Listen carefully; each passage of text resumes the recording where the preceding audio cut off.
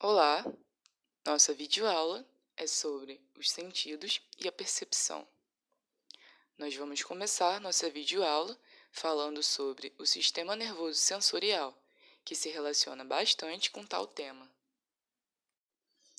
O sistema nervoso sensorial faz parte do sistema nervoso responsável pelo processamento da informação sensorial. Consiste em neurônios sensoriais, caminhos neurais e partes do cérebro envolvidas na percepção sensorial. Os sistemas sensoriais comumente reconhecidos são visão, audição, tato, paladar e olfato. Em suma, os sentidos são transdutores do mundo físico para a mente, onde interpretamos a informação, criando nossa percepção do mundo que nos rodeia. Agora vamos falar dos sentidos. Um sentido é um sistema que consiste em um tipo de células. Células sensoriais que respondem a um fenômeno físico específico e que corresponde a um determinado grupo de regiões do cérebro onde os sinais são recebidos e interpretados. Cada receptor sensorial responde a um determinado tipo de estímulo. Eles possuem a capacidade de enviar informação em diferentes padrões, garantindo assim o entendimento do sistema nervoso central para a intensidade e duração. A localização do receptor que é estimulado dá ao cérebro informações sobre a localização do estímulo. O primeiro sentido na qual vamos falar hoje é a visão.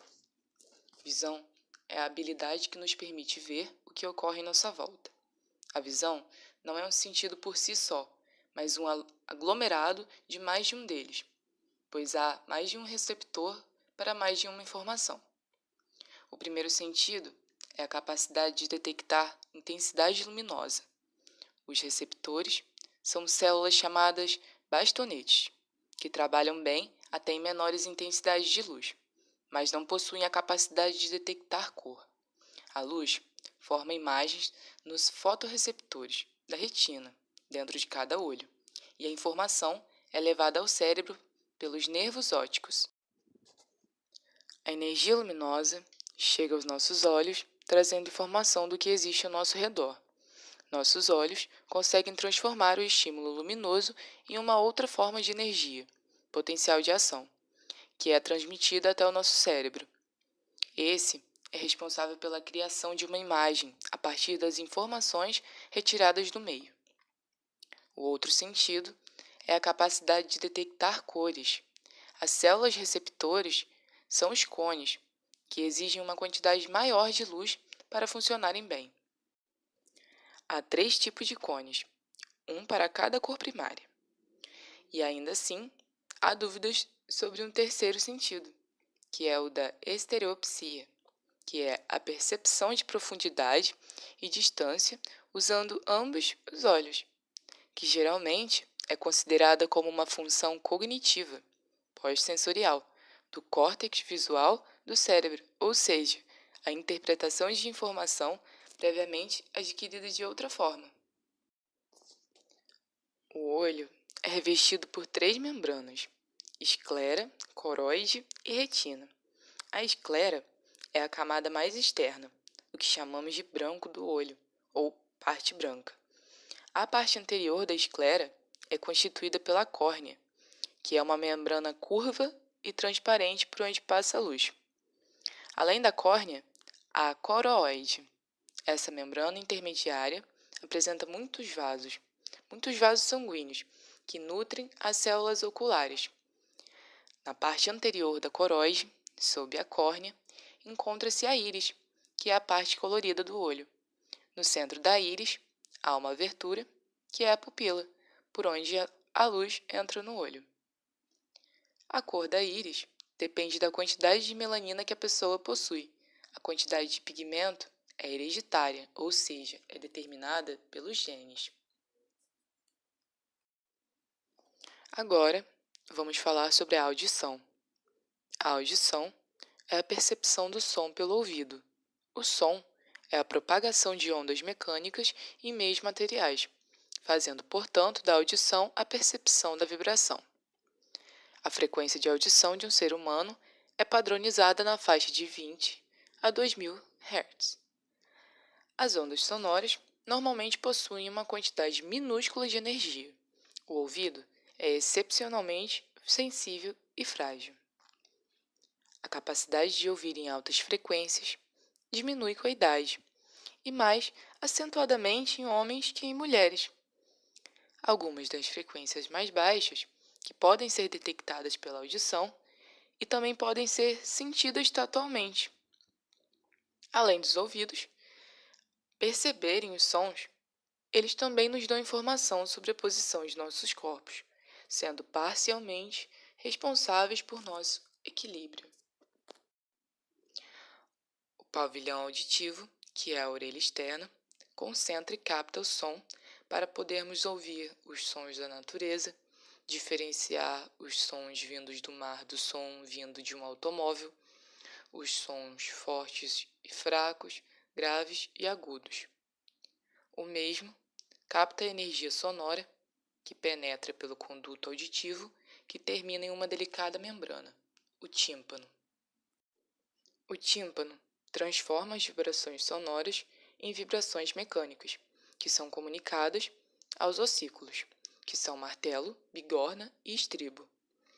Os ossículos funcionam como alavancas, aumentando a força das vibrações mecânicas e reduzindo sua amplitude.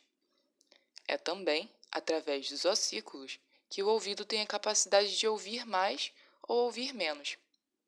Esse controle é feito através de pequenos músculos que posicionam os ossículos em condições de transferirem toda ou apenas parte da energia mecânica recebida do tímpano. O último ossículo, o estribo, pressiona a janela oval da cóclea, fazendo assim com que as vibrações mecânicas se transformem em ondas de pressão hidráulica, que se propagam no fluido que a preenche. Agora, vamos falar sobre o olfato. O olfato é um dos 5 sentidos básicos e refere-se à capacidade de captar odores com o sistema olfativo.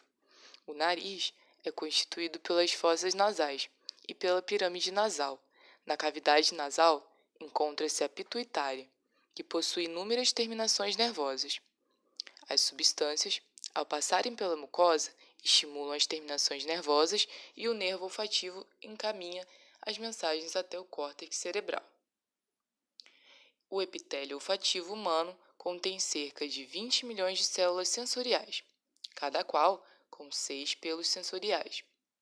Os receptores olfativos são neurônios genuínos, com receptores próprios, que penetram no sistema nervoso central. A cavidade nasal contém os órgãos do sentido do olfato e é forrada por um epitélio secretor de muco. Ao circular pela cavidade nasal, o ar se purifica, umedece e esquenta. O órgão olfativo é a mucosa que forra a parte superior das fossas nasais, que é chamada de mucosa olfativa ou amarela, que cobre a parte inferior. A mucosa vermelha é dessa cor por ser muito rica em vasos sanguíneos e contém glândulas que secretam muco, que mantém úmida a região. Se os capilares se dilatam e o muco é secretado em excesso, o nariz fica obstruído, que é um sintoma característico do resfriado. Já a mucosa amarela é muito rica em terminações nervosas do nervo olfativo. Os dendritos das células olfativas possuem prolongamentos sensíveis, que são os pelos olfativos, que ficam mergulhados na camada de muco que recobre as cavidades nasais. Os produtos voláteis ou de gases perfumados ou de substâncias lipossolúveis que se desprendem das diversas substâncias, ao serem inspirados, entram nas fossas nasais e se desenvolvem no muco, que impregna a mucosa amarela, atingindo os prolongamentos sensoriais. Assim, geram impulsos nervosos, que são conduzidos até o corpo celular das células olfativas, de onde atingem os axônios, que se comunicam com o bulbo olfativo. Os axônios, que se agrupam de 10 em 100 e penetram no osso etimoide para chegar ao bulbo olfatório, onde convergem para formar estruturas sinápticas chamadas glomérulos. Estas se conectam em grupos que convergem para as células mitrais. Fisiologicamente, Essa convergência aumenta a sensibilidade olfatória, que é enviada ao sistema nervoso central, onde o processo de sinalização é interpretado e decodificado. Agora, vamos falar sobre o paladar. O paladar é a capacidade de reconhecer os gostos de substâncias, como comida, alguns minerais e até mesmo venenos. Os quimiorreceptores envolvidos neste sentido são células que se agrupam nas chamadas papilas gustativas. As papilas gustativas se espalham em concentrações diferentes por toda a língua e estão presentes até no céu da boca, garganta, esôfago e nariz. Suas concentrações variam consideravelmente de indivíduo para indivíduo. Elas captam quimicamente as características do alimento, transmitindo a informação através de impulsos nervosos até o cérebro, que codifica a informação, permitindo identificar os 4 sabores básicos: azedo, amargo, doce e salgado. As vias de transmissão são dos estímulos gustativos ao tronco cerebral e daí ao córtex cerebral. Os estímulos passam das papilas gustativas da boca ao tracto solitário, localizado na medula oblonga, que é o bulbo. Em seguida, os estímulos são transmitidos ao tálamo, do tálamo passam ao córtex gustativo primário e, após, as áreas associativas gustativas circundantes e a região integrativa comum, que é responsável pela integração de todas as sensações. Agora vamos falar sobre o tato. O tato, que é o sistema somatosensorial, é uma percepção resultante da ativação de receptores neuronais, geralmente na pele, incluindo os folículos de cabelo, mas também na língua, na garganta e mucosa. Existem inúmeras terminações nervosas especializadas e situadas na pele e nos tecidos internos do organismo, que estão sujeitas a estímulos do tipo calor, frio, dor, tato, entre outros. Tais estímulos são transformados em impulsos nervosos e enviados ao sistema nervoso central, na qual são interpretados e respondidos. Na pele desprovida de pelo, e também na que está coberta por ele, encontra-se ainda 4 tipos de receptores comuns. O primeiro são os corpúsculos de Pacini, que captam especialmente estímulos vibráteis e táteis. São formados por uma fibra nervosa, cuja porção terminal, que é a mielínica, é envolta por várias camadas que correspondem a diversas células de sustentação. A camada terminal é capaz de captar a aplicação de pressão, que é transmitida para as outras camadas e enviada aos centros nervosos e correspondentes. O segundo são os corpúsculos de Meissner. São táteis. Estão nas saliências da pele sem pelos, como nas partes mais altas das impressões digitais. São formados por um axônio mielínico, cujas ramificações terminais se entrelaçam com suas células acessórias. O terceiro são os discos de Merkel, de sensibilidade tátil e de pressão. Uma fibra aferente costuma estar ramificada com vários discos terminais destas ramificações nervosas. Estes discos estão englobados em uma célula especializada, cuja superfície distal se fixa às células epidérmicas por um prolongamento de seu protoplasma. Assim, os movimentos de pressão e tração sobre epiderme desencadeiam o estímulo. O quarto são as terminações nervosas livres. São sensíveis aos estímulos mecânicos, térmicos e especialmente aos dolorosos. São formadas por um axônio ramificado, envolto por células de Schall, sendo, por sua vez, ambos envolvidos por uma membrana basal. Na pele sem pelo, encontram-se ainda outros receptores específicos, como os bulbos terminais de Krause, que são receptores térmicos de frio, e são formados por uma fibra nervosa, cuja terminação possui forma de clava. Situam-se nas regiões limítrofes da pele, com as membranas mucosas, por exemplo, ao redor dos lábios e das genitais. Agora vamos falar sobre percepção. Percepção é a função cerebral que atribui significado a estímulos sensoriais a partir de histórico de vivências passadas, ou seja, as memórias. Através da percepção, um indivíduo organiza e interpreta as suas impressões sensoriais para atribuir significado ao seu meio. Consiste na aquisição, interpretação, seleção e organização das informações obtidas pelos seus sentidos. A percepção pode ser estudada do ponto de vista estritamente biológico ou fisiológico, envolvendo estímulos elétricos provocados pelos estímulos nos órgãos dos sentidos. Do ponto de vista psicológico ou cognitivo, a percepção envolve também os processos mentais, a memória e outros aspectos que podem influenciar na interpretação dos dados percebidos. Na psicologia, o estudo da percepção é de extrema importância, porque o comportamento das pessoas é baseado na interpretação que fazem da realidade e não na realidade em si. Por este motivo, a percepção do mundo é diferente para cada um de nós. Cada pessoa percebe um objeto ou uma situação de acordo com os aspectos que têm especial importância para si própria. Há fatores que influenciam a percepção, e esses fatores podem ser externos ou internos.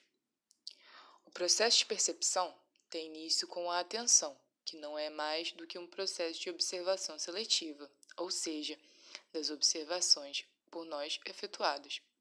Este processo faz com que nós percebamos alguns elementos em desfavor de outros. Deste modo, são vários os fatores que influenciam a atenção e que se encontram agrupados em duas categorias: a dos fatores externos, que são as do próprio do meio ambiente, e a dos fatores internos, que são próprios do nosso organismo, como falei antes. Os fatores externos.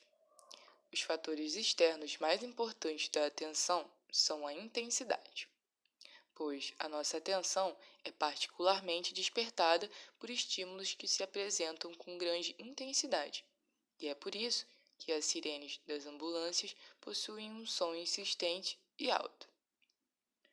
Contraste, pois a atenção será muito mais despertada quanto mais contraste existir entre os estímulos, tal como acontece com os sinais de trânsito pintados em cores vivas e contrastantes. O movimento, que constitui um elemento principal no despertar da atenção, por exemplo, as crianças e os gatos reagem mais facilmente a brinquedos que se movem do que a brinquedos que ficam parados. E a incongruência, ou seja, prestamos muito mais atenção às coisas absurdas e bizarras do que ao que é normal. Agora, os princípios da percepção. Na percepção das formas, as teorias da percepção reconhecem 4 princípios básicos que a influenciam. O primeiro é a tendência à estruturação, ou princípio do fechamento, que é quando tendemos a organizar elementos que se encontram próximos uns dos outros ou que sejam semelhantes. O segundo é a segregação figura-fundo, que explica que percebemos mais facilmente as figuras bem definidas e salientes que se inscrevem em fundos indefinidos e mal contornados. Por exemplo, um cálice branco pintado num fundo preto. Terceiro, pregnância das formas ou boa forma. Qualidade que determina a facilidade com que percebemos figuras bem formadas. Percebemos mais facilmente as formas simples, regulares, simétricas e equilibradas.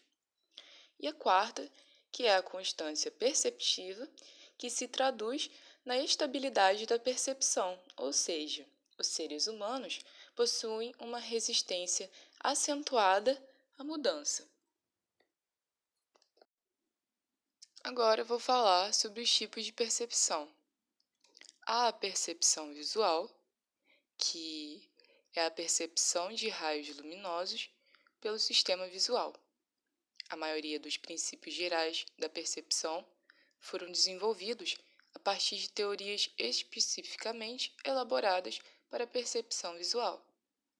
Todos os princípios da percepção, embora possam ser extrapolados a outras formas de percepção, fazem muito mais sentido em relação à percepção visual. A percepção visual compreende, entre outras coisas, como a percepção de formas, a percepção de relações espaciais, como profundidade, relacionado à percepção espacial, a percepção de cores, a percepção de intensidade luminosa e a percepção de movimentos. Há a percepção auditiva, que é a percepção de sons pelos ouvidos. A psicologia, a acústica e a psicoacústica estudam a forma como percebemos os fenômenos sonoros. Uma aplicação particularmente importante da percepção auditiva é a música. Os princípios gerais da percepção estão presentes na música. Em geral, ela possui estruturação, boa forma, figura e fundo, que é representada pela melodia e acompanhamento. E os gêneros e formas musicais permitem estabelecer uma constância perceptiva. Entre os fatores considerados no estudo da percepção auditiva estão a percepção de timbres, a percepção de alturas ou frequências, a percepção de intensidade sonora ou volume, a percepção rítmica, que na verdade é uma forma de percepção temporal, e a localização auditiva, que é um aspecto da percepção espacial que permite distinguir o local de origem de um som. Há também a percepção olfativa, que é a percepção de odores pelo nariz, e este sentido é relativamente tênue nos humanos, mas é importante para a alimentação. A memória olfativa também tem uma grande importância afetiva. A perfumaria e a enologia são aplicações dos conhecimentos de percepção olfativa. Entre outros fatores, a percepção olfativa engloba a discriminação de odores, que estuda o que diferencia um odor de outros e o efeito de sua combinação, e o alcance olfativo. Em alguns animais, como os cães, a percepção olfativa é muito mais desenvolvida e tem uma capacidade de discriminação e alcance muito maior que nos humanos. A percepção gustativa é o sentido de sabores pela língua. É importante para a alimentação. E embora seja um dos sentidos menos desenvolvidos nos humanos, o paladar é geralmente associado ao prazer, e a sociedade contemporânea muitas vezes valoriza o paladar sobre os aspectos nutritivos dos alimentos. A arte culinária e a enologia são aplicações importantes da percepção gustativa. O principal fator desta modalidade de percepção é a discriminação de sabores. Há a percepção tátil, que é o sentido pela pele em todo o corpo, e permite reconhecer a presença, forma e tamanho de objetos em contato com o corpo e também sua temperatura. Além disso, o tato é importante para o posicionamento do corpo e a proteção física. O tato não é distribuído uniformemente pelo corpo. Os dedos das mãos possuem uma discriminação muito maior que as demais partes, enquanto algumas partes são mais sensíveis ao calor. O tato tem papel importante na afetividade e no sexo. E entre os fatores presentes na percepção tátil estão a discriminação tátil, a percepção de calor e a percepção da dor. Sobre a percepção temporal, não existem órgãos específicos para a percepção do tempo. No entanto, é certo que as pessoas são capazes de sentir a passagem do tempo. A percepção temporal esbarra no próprio conceito da natureza do tempo, que é um assunto controverso e tema de estudos filosóficos, cognitivos e físicos, bem como conhecimento do funcionamento do cérebro.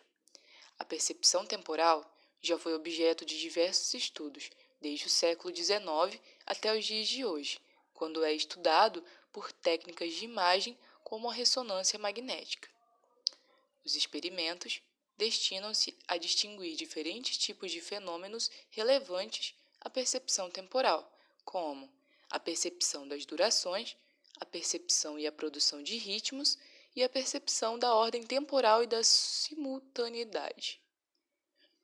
Resta saber se estes diferentes domínios da percepção temporal procedem dos mesmos mecanismos ou não, e também algumas novas considerações que decorrem da escala de tempo utilizada. Segundo o psicólogo francês Paul Froese, é preciso distinguir a percepção temporal, para durações relativamente curtas até segundos, e a estimativa temporal, que é designada como a apreensão de longas durações, desde alguns segundos até algumas horas. Estes fatores envolvem ainda os ciclos biológicos, como o ritmo circadiano.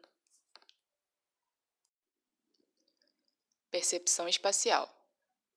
Assim como as durações, não possuímos um órgão específico para a percepção espacial, mas as distâncias entre os objetos podem ser efetivamente estimadas.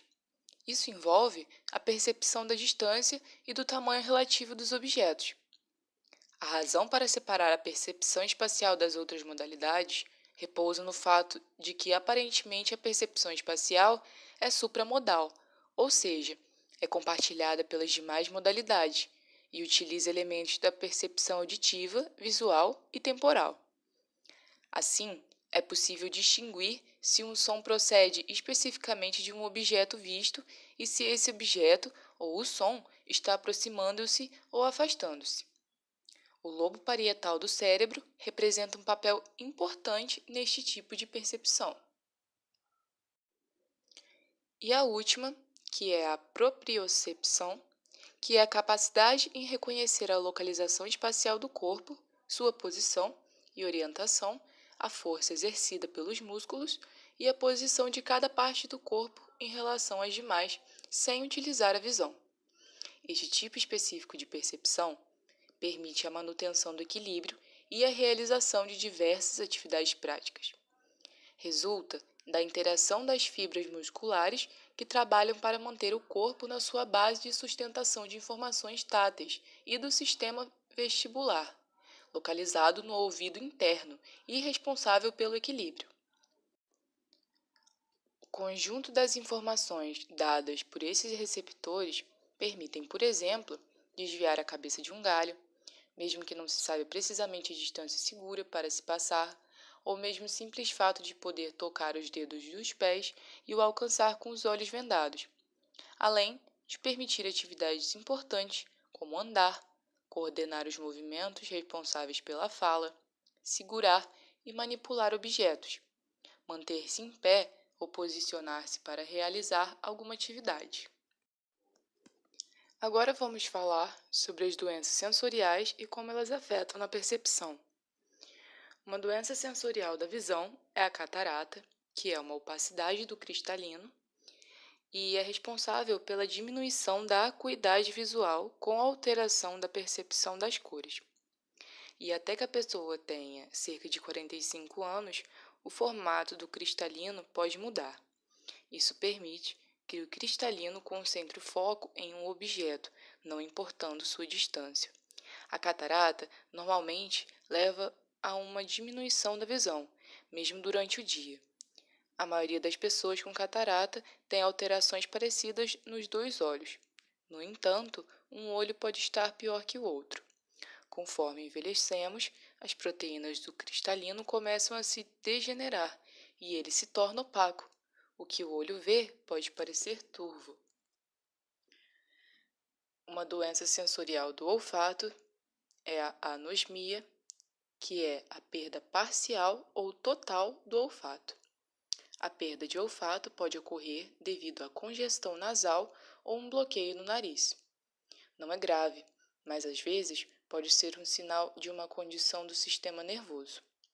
A perda temporária de olfato é comum com resfriados e alergias nasais, como febre do feno, que é a rinite alérgica. Ela pode ocorrer depois de uma doença viral. Alguma perda de olfato ocorre com o envelhecimento. Na maioria dos casos, não há motivo óbvio e não existe tratamento. O olfato frequentemente é perdido com desordens que evitam que o ar chegue à parte do nariz onde receptores de cheiro estão localizados, como a lâmina cribriforme, localizada na parte superior do nariz. Esses distúrbios podem incluir pólipos nasais, deformidades do septo nasal e tumores nasais. Uma doença sensorial do paladar é a disgeusia, que são os problemas vão de paladar distorcido a uma completa perda de paladar. Entretanto, uma incapacidade completa de sentir gosto é raro. A língua pode detectar apenas gostos doces, salgados, azedos e amargos. Uma boa parte do que é percebido como gosto é, na verdade, cheiro.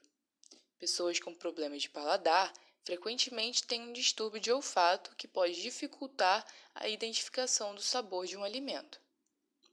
O sabor é uma combinação de gosto e cheiro. Os problemas de paladar podem ser causados por qualquer coisa que interrompa a transferência de sensações de gosto para o cérebro ou por condições que afetam a forma como o cérebro interpreta tais sensações. Uma doença sensorial da audição é a perda auditiva induzida por ruído. O termo ruído é usado para descrever sons indesejáveis ou desagradáveis. Quando o ruído é intenso e a exposição a ele é continuada, em média 85 decibéis por 8 horas por dia, ocorrem alterações estruturais na orelha interna, que determinam a ocorrência da perda auditiva induzida por ruído. A perda auditiva induzida por ruído é o agravo mais frequente à saúde dos trabalhadores, estando presente em diversos ramos de atividade, principalmente siderurgia, metalurgia, gráfica, têxteis, papel e papelão, vidraria, entre outros. Uma doença sensorial do tato é a psoríase, e a psoríase é uma doença comum da pele que causa vermelhidão e irritação. A maioria das pessoas tem a pele vermelha e grossa, com placas escamosas branco-prateadas. O vitiligo, discromia adquirida caracterizada por máculas acrômicas, não tem sua etiologia completamente esclarecida. Entretanto, se observa que o estresse emocional ou físico pode desencadear ou agravar o quadro. É uma doença crônica e tem seus momentos de calmaria e crise. A psoríase, assim como as outras dermatoses, está associada ao estresse do seu desencadeamento ou na piora das lesões. Além disso, na psoríase, a própria doença está frequentemente vinculada ao desencadeamento do estresse emocional pelo constrangimento das lesões. Uma dúvida frequente é como a percepção influencia na nossa vida. Bom, o processo perceptivo é uma ferramenta fundamental nos relacionamentos, pois aguça a interpretação de sinais interiores e exteriores. Provoca reflexões e críticas, gerando nas pessoas a necessidade de reavaliarem suas próprias crenças como mecanismo de preservação da qualidade de vida e da sua identidade humana. Ou seja, aquele livro que prendeu a sua atenção por horas, aquela música que você não para de ouvir, aquele amigo com quem você se sente à vontade para falar sobre tudo, seu animal de estimação, um quadro, um desenho, uma foto, etc. Você gosta de tudo isso porque de alguma forma você se identifica. Algo dentro de você combina com aquilo e é por isso que você simplesmente gosta. Pode ser algum traço da sua personalidade, um sentimento, ou apenas porque você gosta. E tudo isso é sobre percepção. Quando não nos identificamos nem um pouco com algo, não conseguimos ver a graça que os outros veem. Já quando encontramos algo que toca o que há de similar dentro de nós, nos aproximamos e queremos por perto, e aquilo se torna o nosso favorito.